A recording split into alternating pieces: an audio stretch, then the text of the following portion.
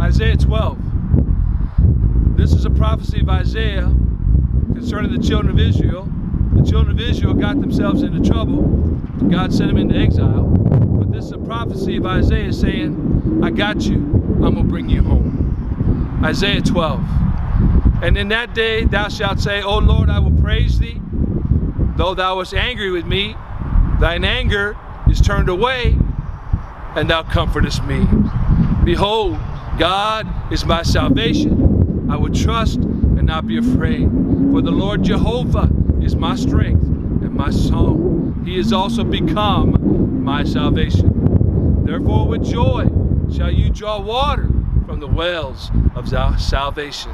And in that day thou shalt say, Praise the Lord. Call upon his name. Declare his doings among the people. Make mention that his name is exalted. Sing, sing unto the Lord, for he had done excellent things. This is known in all the earth. Cry out and shout, thou inhabitant of Zion, for great is the Holy One of Israel in the midst of thee.